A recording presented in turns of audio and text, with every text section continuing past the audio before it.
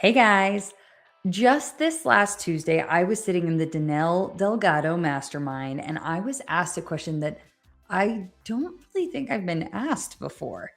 She asked, what's the biggest lesson you've learned in life? And well, my life kind of flashed before my eyes. Words came out of my mouth that I don't honestly know if I've ever said out loud as a life lesson before. I said, don't be afraid to be a pain in the ass. So let's unpack that one. Now, when I say the phrase being a pain in the ass, I'm not talking about being disruptive for attention or creating friction just for the sake of creating friction. This also isn't about intentionally trying to make things harder for other people. Believe me, I would love for as many things as possible to be as easy and as smooth and uncomplicated for all of us. So when I say, don't be afraid to be a pain in the butt, I'm talking about the moments when curiosity, courage, and truth matter more than comfort. I'm talking about the times you speak up when it would be easier to stay quiet. The times you ask the question everyone else is thinking, but no one else is saying out loud. The times that you choose integrity over approval, even when it costs you something. So let me get even more specific because this isn't just like some random buzzword kind of theory for me. This lesson was built in real moments, real decisions, and it came with real consequences. Some good, some not so good, but also some really, really great things happened in my life because of this like posture of courageous curiosity, we could say. When I say don't be afraid to be a pain in the ass, this is what it's actually looked like in my life. So every time I asked why, when something made no sense, even though the rest of the room preferred silence over clarity. Every time I proposed a solution that wasn't on the table because I genuinely believed it was the better option. Every time I refused to agree publicly just to avoid an uncomfortable conversation. Every time I chose integrity over approval, even when it meant being misunderstood. And yes, that is in life and in business. Every time I questioned a process that worked fine, but it wasn't actually serving people well. Every time I advocated for myself or my team or my family when it would have just been easier to take what was offered.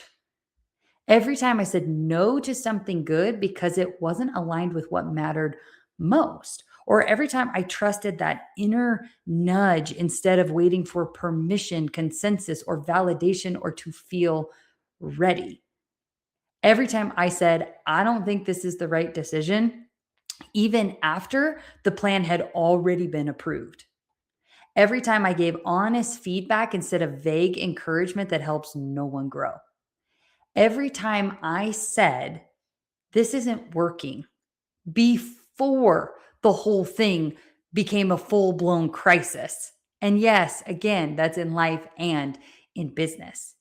And here's the thing, the only reason this is considered being a pain in the ass is because it inconveniences people who are comfortable with silence, avoidance, or the status quo. I'm not 100% convinced that people are afraid of being wrong. Like, I think that, I don't think that that's why we don't speak up. I think that they're most afraid of being seen because somewhere along their lines, like they recognize this feeling that felt like, or maybe even too, they were told things like that they were stirring the pot, like that was a bad thing. Or they became afraid of being labeled as difficult because that potentially posed like a security or a stability or a character risk. So instead, it's easier to stay quiet. And I also think that we do live in a culture where a lot of people are barking. We're going to say that's what it is. They're barking. They mistake noise as participation and they sit there and they call this barking being a change maker. But barking for the sake of ego or just to be loud doesn't actually create movement.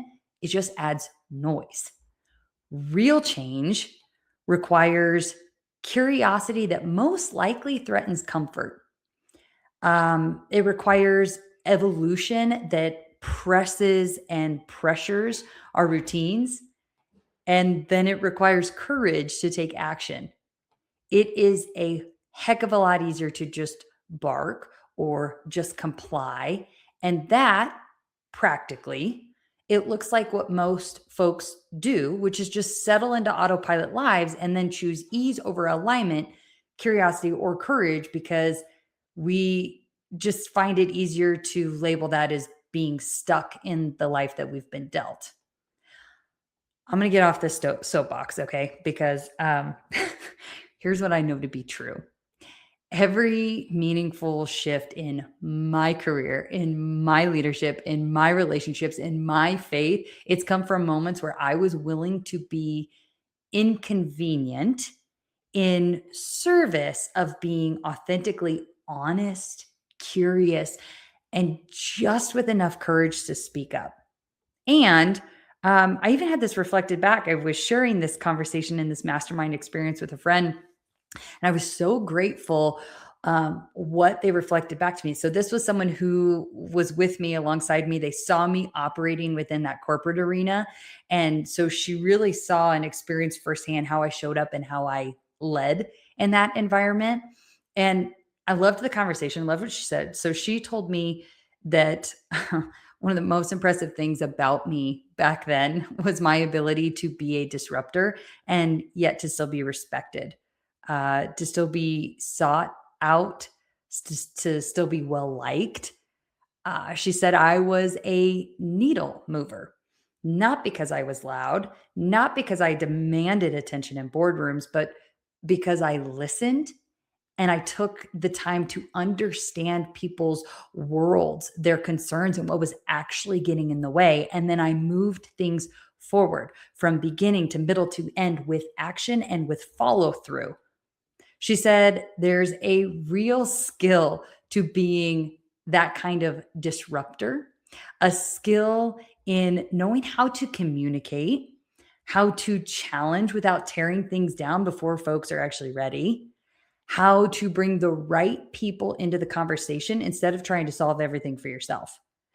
She told me that she would give anything to be able to communicate the way I did, to say the things that she actually sees, to ask the questions she actually has, to move the work forward the way that she knows it could be moved as an expert operator in the business. And then she said something that I think too many darn brilliant people could relate to. She said that she's been silent for a long time because she doesn't want to be seen as the pain in the ass. She wants to keep her job. And there it was.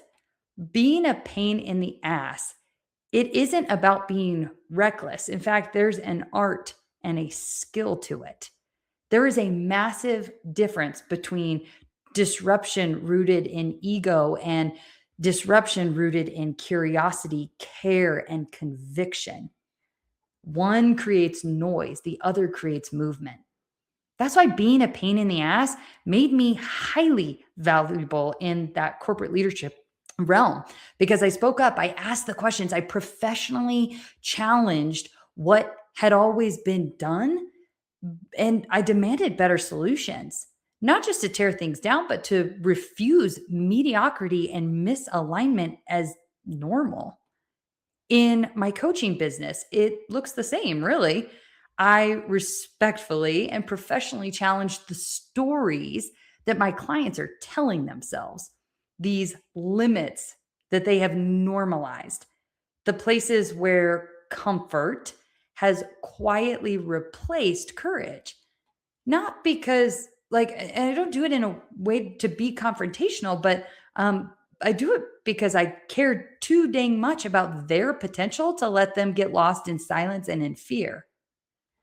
As a wife and a parent, it shows up as curiosity mixed with like this beautiful intention.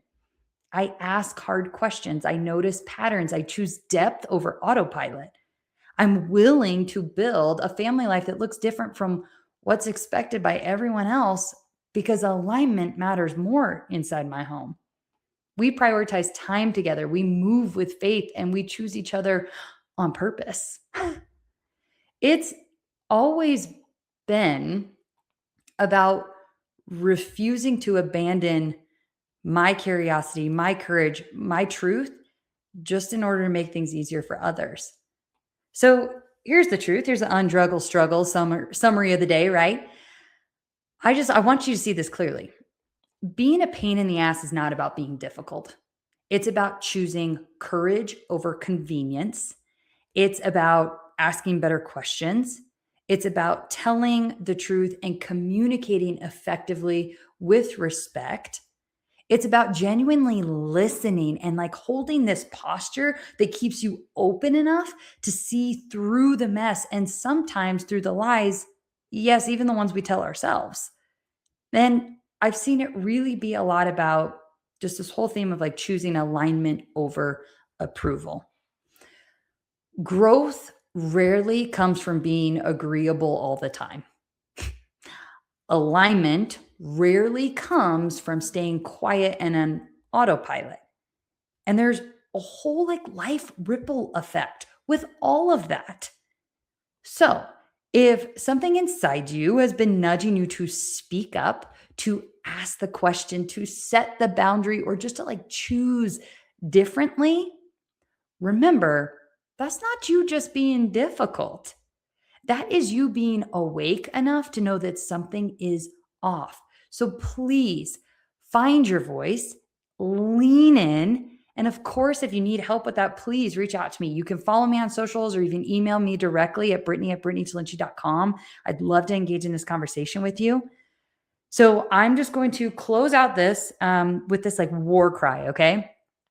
The world needs more people who are willing to lovingly, respectfully, courageously be a pain in the ass. Keep kicking up dust, keep ruffling feathers, and like doing it with care and curiosity and purpose. Until next time, bye. Hey, thanks for listening to today's episode. It means the world to me that you're here to ride in the struggle bus with me and that you're willing to consider different perspectives, tools, and techniques that just might provide a little bit of relief and get you one step closer to the abundance that is available and waiting for us all. I hope you take a moment to grant yourself some grace where you've been denying it, some love where you didn't realize maybe it was right in front of you, and some faith where you thought all was lost. If this episode had an impact on you, would you please share a comment with a review? I'd love to hear what landed for you, and it helps us get the word out to our fellow struggle bus riders. So please review what was impactful for you. Just know these episodes are a pure labor of love in a space where I'm growing alongside you. I'm evolving every day, and I look forward to all the ways and the things and the perspectives and opinions and choices that will change over the course of time in my own life, day to day. Until next time, just know that you are loved, you are divinely cared for, and in the struggle, the journey of this life really is beautiful. I'm glad that we're in it together. Cheers.